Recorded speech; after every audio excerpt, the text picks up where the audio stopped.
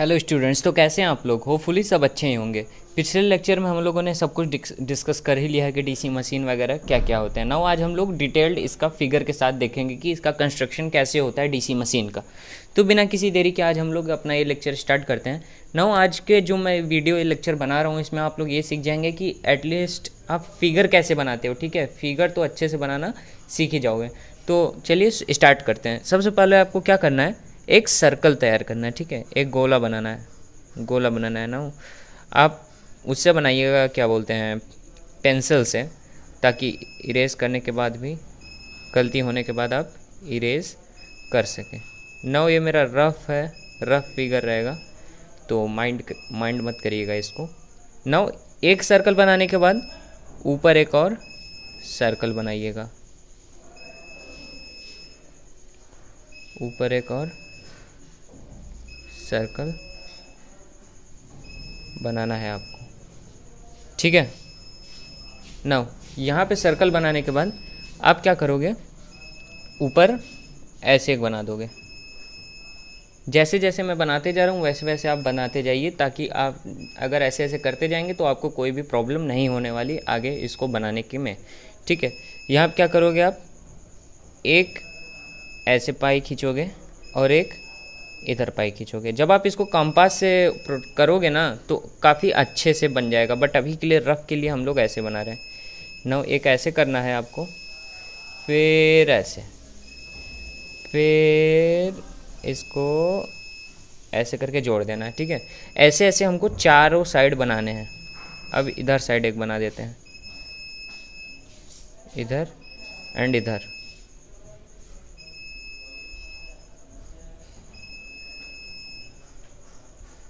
Now यहाँ पे बना दिए। अब इस साइड भी हम एक बना देते हैं अपना। ये रफ फिगर है इसीलिए ज़्यादा अच्छा नहीं बन पाया, बट आप लोग फिगर अपने कॉपी में अच्छे से बनाने की कोशिश करेंगे। ठीक है, यहाँ पे हमारा चौथा बन जाएगा, ये इधर। ठीक है, नाउ आप क्या करोगे, यहाँ पे एक, यहाँ पे ऐसे ऐसे लाइन और खींच के इसको जोड़ दोगे चारों में। जैसे जैसे मैं बना रहा हूँ वैसे वैसे बनाते जाइए आप। यहाँ पे जोड़ देंगे हम लोग। एंड अब जब आप स्टेप बाय स्टेप सीख सीख के बनाओगे ना तो आपको काफ़ी ज़्यादा आसानी होगी इसका कंस्ट्रक्शन समझने के लिए और एग्ज़ाम में बनाने के लिए। नाउ इन सब के बीच में आपको क्रॉस बना देना है। हर किसी के अंदर क्या बना देना है बच्चों, क्रॉस। सारे जो चारों मैंने बनाया हुआ है पोल्स, इसको आप जब कॉपी बनाओगे ना तो स्केल से काफ़ी इक्वल मेज़रमेंट के साथ बनाओगे, बट अभी के लिए तो हमने रफ फिगर है इसीलिए अच्छे से नहीं बन पाया ज़्यादा। अब यहाँ क्या करोगे बालक, आप यहाँ पे बीच सेंटर लोगे। ठीक है, ये आप यहाँ पे सेंटर ले लो, सेंटर पे से दो, इधर से दो, जैसे मैं बना रहा हूँ वैसे वैसे करते जाओ, यहाँ से दो। नाउ आप यहाँ से जब देखोगे ना तो इसको आपको ऐसे ऐसे करके जोड़ना है, ऐसे ऐसे ऐसे ऐसे ऐसे ऐसे कर करके यहाँ तक जोड़ना है। एंड नाउ इसको ऐसे ऐसे करके ऐसे जोड़ना है, इधर से ऐसे जोड़ना है, इधर को हम ऐसे जोड़ देंगे। नाउ जो यहाँ पे हमारा एक ये बच रहा है ना, अब यहाँ से हम डॉटेड लाइन अपना लेकर आएंगे और इन सब में जोड़ेंगे, ऐसे ऐसे इधर इधर। इसको ऐसे ऐसे निकाल देते हैं। आप लोग देखोगे इधर से हमने इसको निकाल दिया। ठीक है, निकल गया।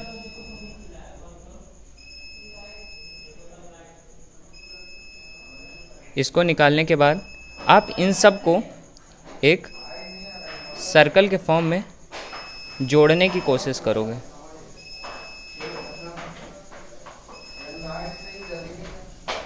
ठीक है, अब ना इसको जोड़ने के बाद आप बीच में एक डॉट बनाओगे और उसके ऊपर एक सर्कल बनाओगे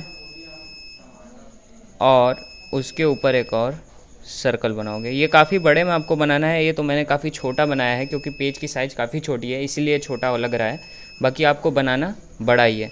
नाउ इसको ऐसे ऐसे क्रॉस सेक्शन क्रॉस कर देंगे। क्रॉस करने के बाद इसमें हम लोग चारों साइड से निकाल देंगे ब्रशेस, ये हमारी क्या है, ब्रशेस। आगे मैं आपको हर एक चीज़ बताऊंगा कि ये है क्या, बट अभी के लिए आप इसको ऐसे बना लीजिए। नाउ यहाँ पे आप क्या करोगे, यहाँ पे आपको बनाना है आर्मेचर कंडक्टर, ऐसे।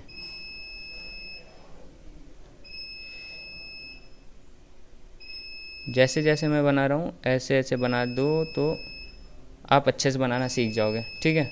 नाउ जब आप लोग देख रहे हो इतना बनाने के बाद हम इसका नामांकन कर देते हैं कि क्या चीज़। एक चीज़ तो मैंने इसका बेस बनाना भूल ही गया। इसका बेस यहाँ से हम लोग बना के तैयार कर देते हैं, जहाँ पे हमारा ये मोटर या डीसी मशीन खड़ा रहेगा या रखेंगे, ठीक है। ये हमारा हो गया बेस। तो होपफुली आप ये फिगर तो अच्छे से बना ही लोगे और नीट एंड क्लीन फिगर बनाओगे अपने एग्जामिनेशन हॉल में, और काफ़ी प्रैक्टिस करने के बाद आप इसको अच्छे से बनाना सीख जाओगे रफ कॉपी पे भी। तो ये जो हमारा पार्ट है इसे हम बोलते हैं आई बोल्ट। क्या बोलते हैं, आई बोल्ट। इन सब के बारे में मैं अभी अच्छे से हिंदी में बताऊंगा, बट पहले हम लोग इसका नेमिंग कर लेते हैं, ठीक है। यहाँ पे पोल्स आई बोल्ट हो गया, ठीक है। और ये जो हमारा पार्ट होता है ना बच्चों, इसे हम लोग बोलते हैं पोल शू। क्या बोलते हैं, ये पोल्स शू होता है, ठीक है, पोल शू। इसके बारे में अभी आपको अच्छे से डिटेल बता दूंगी। ये जो हमने बनाया है ना, ये है हमारा मैग्नेटिक फ्लक्स पाथ, ठीक है। अब ये जो हमारा बाहर का पार्ट है ना बच्चों, ये इसे ही हम बोलते हैं योक, और ये जो पार्ट है ये है हमारा पोल। ये जो डॉटेड है ना बीच में, आपको हर एक चीज़ का नामांकन तो आना ही चाहिए। ये जो डॉटेड मैंने बनाया हुआ है ना, ये हमारा क्या है भाई, ये है हमारा क्या है, शाफ्ट। क्या है, शाफ्ट। नाउ जो ये यहाँ पे ये इसके सर्कल के यहीं पे ये जो हमने बनाया हुआ है, ये क्या है, ये है हमारा ब्रशेस। क्या है, ब्रशेस। क्या है, ब्रशेस।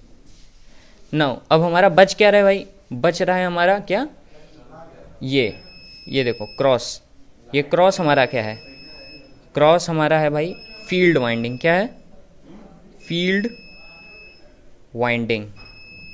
ये क्या हो गया हमारा, फील्ड वाइंडिंग। और ये जो नीचे हमने सपोर्ट लगा रखा है ना, इसको हम लोग क्या बोलेंगे भाई, आई लेग। क्या बोलेंगे, आई लेग्स। यहाँ पे एक चीज़ मैंने बना देता हूँ। यहाँ पे इसको ऐसे बना लेंगे। ये हमारा होता है टर्मिनल बॉक्स, टर्मिनल बॉक्स, ठीक है। अब हर एक चीज़ हो गया, इसको लिख लेते हैं। हमारा ये हमारा क्या होता है, पोल कोर। क्या होता है, पोल कोर। नाउ जो ये हमारा यहाँ पे बीच बीच में डॉटेड है, ये इसको हम लोग क्या बोलते हैं, आर्मेचर कंडक्टर है। यही कंडक्टर होता है जो कि हम प्लेस किए रहते हैं। तो यहाँ पे हम लोग लिख लेते हैं, इसके आगे हम लोग डिस्कस करेंगे अच्छे से, बट अभी के लिए हम लोग ये देख लेते हैं क्या होता है ये आर्मेचर कंडक्टर्स इन आर्मेचर स्लॉट्स। नाउ आप ये देख रहे हो, ये बेसिक सा कंस्ट्रक्शन है, बेसिक सा डिज़ाइन है डीसी मशीन का। तो ये आप अच्छे से नोट आउट करिए, प्रैक्टिस करिए, वीडियो को बैक जाके अच्छे से देखिए ताकि आपका ये क्लियर हो जाए। तो ये हमारा होता है डीसी मशीन। तो आई होप कि आप कम से कम ये फिगर तो बना के ही आ जाओगे जब भी आपका एग्जामिनेशन होगा। नाउ हम लोग इसके बारे में डिटेल में देख लेते हैं कि योग क्या होता है, pole and eye legs, brushes, इन सब का मैं हिंदी में बता देता हूँ। नाउ पिछले लेक्चर में हमने ये पढ़ ही लिया था कि कंस्ट्रक्शन में क्या क्या होता है, योग, पोल और field winding, armature, commutator, brushes, brush holder and everything. और आज हमने फिगर में भी अपने देख ही लिया। नाउ हम लोग ये देख लेते हैं कि ये सब होते क्या हैं, ये सब चीज़ क्या होते हैं। इन सब का मैं आपको डेफिनेशन लिखा दूँ ताकि आपको फ्यूचर में कोई भी प्रॉब्लम ना हो और आपका कॉन्सेप्ट क्लियर हो जाए। तो सबसे फर्स्ट पॉइंट हमारा आता है योक। बच्चों योक क्या होता है, यह डीसी मशीन के इंटरनल पार्ट को कवर करता है, ठीक है। जो डीसी मशीन है हमारा, उसके इंटरनल पार्ट को कवर, इसे हम लोग क्या बोलते हैं, और इसे एक समझ लो फ्रेम होता है। जो हमारा मशीन हो गया ना, उसका ये फ्रेम होता है, एक्सटर्नल बाहरी पार्ट होता है, और ये अंदर की जो पार्ट होते हैं उनको कवर करके रखता है। तो यहाँ पे हम लोग लिख लेते हैं, यह डीसी मशीन के इंटरनल पार्ट को कवर कर कवर कर उनको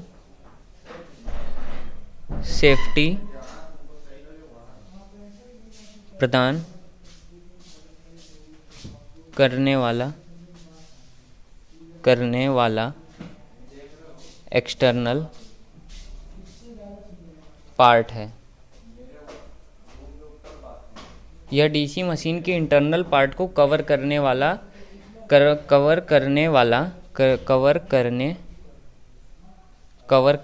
उनको सेफ्टी प्रदान करने वाला एक्सटर्नल पार्ट है। इसे हम लोग क्या बोलते हैं? इसे हम फ्रेम और बॉडी ऑफ डीसी मशीन भी कहते हैं।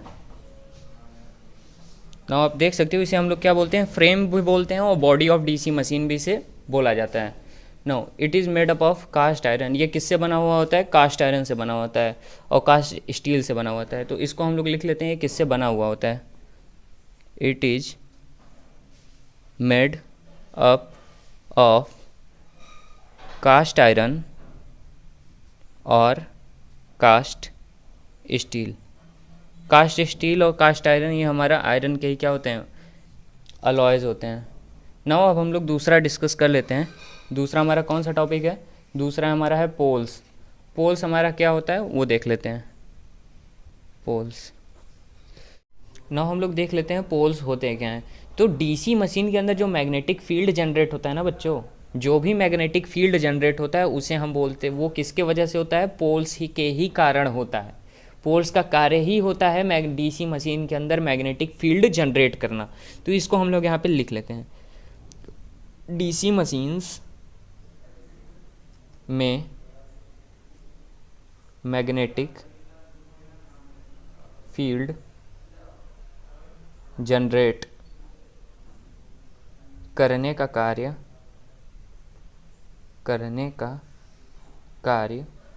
पोल्स करते हैं। डीसी मशीन में मैग्नेटिक फील्ड जनरेट करने का कार्य कौन करता है बच्चों? पोल्स करते हैं। अब आपको बता दूं कि जैसे बड़े डीसी मशीन्स हो गए, एक छोटे डीसी मशीन्स और बड़े DC machines.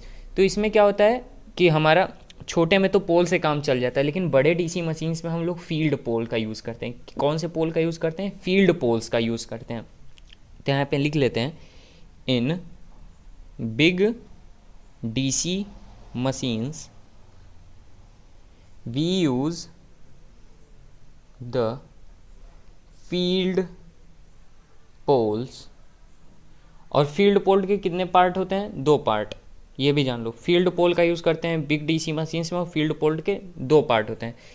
And field poles have 2 parts. कौन कौन से भाई? पहला होता है हमारा पोल और एंड दूसरा होता है हमारा पोल शू।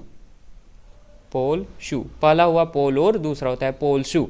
डीसी मशीन के अंदर, बिग डीसी मशीन के अंदर फील्ड पोल की वजह से हमारा मैग्नेटिक फील्ड्स जनरेट होती हैं और इसके 2 पार्ट होते हैं, पोल शू एंड पोल और। नाउ थर्ड हमारा है क्या है भाई? Field winding. क्या होता है?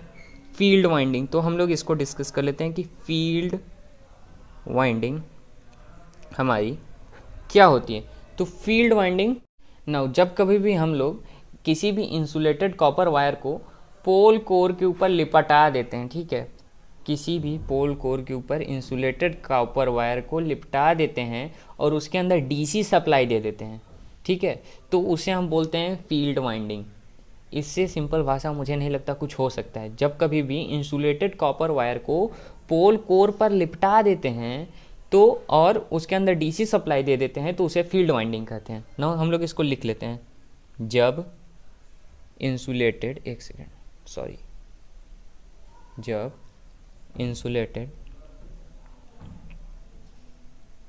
कॉपर वायर को पोल कोर पर लिपटा दिया जाता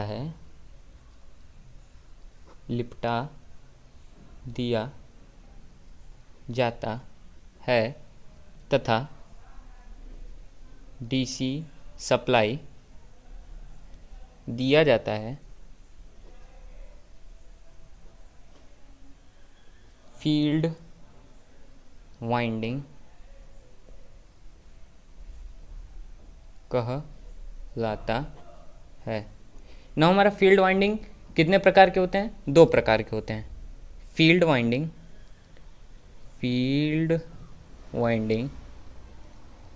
2 प्रकार के होते हैं।